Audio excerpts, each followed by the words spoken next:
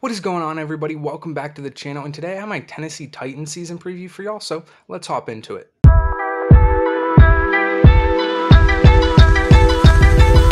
And this is my second to last season preview, so if you like this stuff, please consider subscribing. I will be doing a weekly NFL and college football pick'em, so make sure you subscribe for that. But anyway, last year the Titans finished with a 7-10 record. They missed the playoffs and finished second in the AFC South. Injuries really hindered them down the stretch of the year, and Jacksonville was able to surpass them and win the AFC South. So let's hop into some of their notable free agent signings. And the first one, their biggest, they brought in wide receiver DeAndre Hopkins from the Arizona Cardinals. They cut him, and the Titans swooped in. They got him. So they got a bona fide wide receiver one for whoever their quarterback is, whether it is Ryan Tannehill, who's healthy, or if it's second round pick Will Levis. They also got offensive tackles Daniel Brunskill and Andre Dillard, so revamping that offensive line, nothing wrong with that. They also grabbed linebackers Aziz Al-Shahir and Arden Key. They also got cornerback Sean Murphy-Bunting to add to that defense, and they also got offensive tackle Chris Hubbard, who was a swing tackle for Cleveland, which Tennessee is a run-happy offense, so he would be a good fit for them. They also re-signed key guys like defensive tackle Jeffrey Simmons, center Aaron Brewer, offensive guard Corey Levin, and defensive tackle Jair Tart. So a couple guys on that defensive line, a couple guys on that offensive line, they're staying put. So not too many re-signed guys, but still, they did, however, lose a solid chunk of players as well. Offensive tackle Taylor Lewan was a cap casualty. Kicker Randy Bullock, wide receiver Robert Woods, linebacker David Long, tight end Austin Hooper, offensive guard Nate Davis, linebacker Bud Dupree, quarterback Josh Dobbs, and defensive end DeMarcus Walker. So they lost a solid chunk of players, but they did a good job at refilling those roles, whether it be through free agency or the draft. They also have a new GM in Ran Carthon and a new offensive coordinator. Tim Kelly was already within the organization. He got promoted to the offensive coordinator role. So they have a new GM calling the shots now. So a lot of the behind the scenes type of stuff, whether it be trades or signings, are running through Carthon. And I think he has done a pretty good job this offseason. And I don't know much about Tim Kelly, but I know the focal point of this offense is to feed Derrick Henry, so I don't think that it will change too much. And moving on to their draft class, they really didn't have too many picks this year, but with their first one, they grabbed offensive tackle Peter Skoronski, one of the best offensive tackles in this past year's draft. Then in the second round, they got quarterback Will Levis, who definitely fell in this draft. I know a lot of people had him projected as a first-round pick. He fell to the second. Tennessee grabbed him. Hopefully, he can take the reins as Tennessee's quarterback of the future.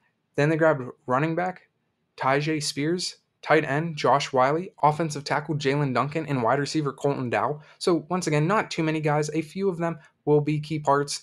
Peter Skoronski will probably make the most impact this season, with someone like Will Levis maybe making an impact down the road for this team.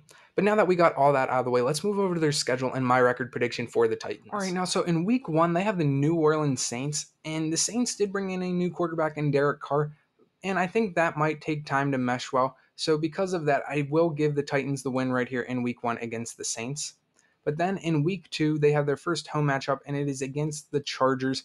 And I do expect the Chargers to have one of the best offenses in the league. And because of that, I don't think the Titans can keep up with that. So they lose right here in week two.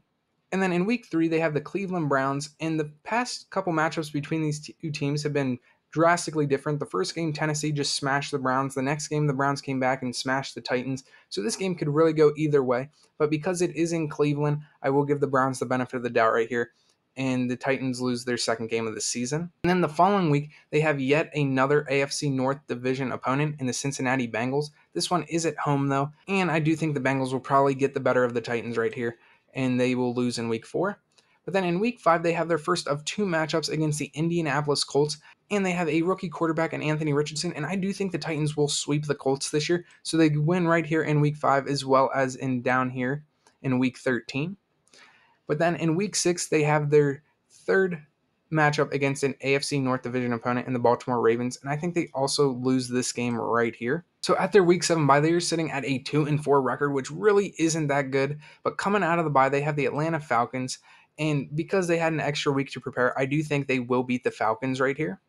And then in week 9, they have their last AFC North opponent right here in the Pittsburgh Steelers. And I'm not sold on Pittsburgh. Like, I know they're going to have a good defense, but I'm not sold on the offense. And because of that, I will give the Titans the benefit of the doubt right here and give them the win. Then the following week, week 10, they have the Tampa Bay Buccaneers, a team I am pretty low on this year. So they lose right here to the Buccaneers.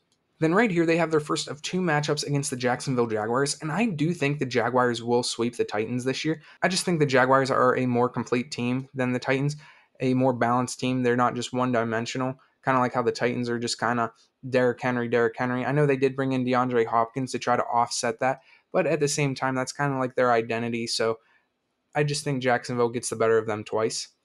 But then the following week in week 12, they have the Carolina Panthers, a rookie quarterback in Bryce Young. And because of the rookie quarterback and the inexperiences that may cause, I do think the Titans can win this game right here. And then we already talked about this Indianapolis game.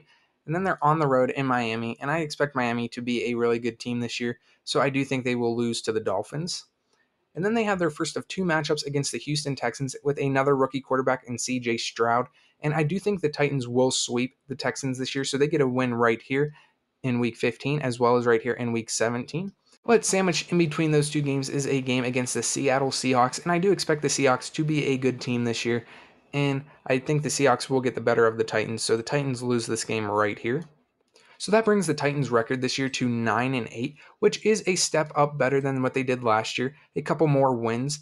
I still think this division is probably going to be won by Jacksonville, but let me know what you guys think. Do you think this record is just about right? Do you think it should be higher? Do you think it should be lower? Leave your thoughts down below. Please like the video, subscribe to the channel. I know I only have one more season preview coming out, but I will be doing that weekly NFL and college football pick'em, as well as some baseball and hockey content here coming up shortly. So if any of that interests you, please consider subscribing. But anyway, I will catch you with another video. God bless.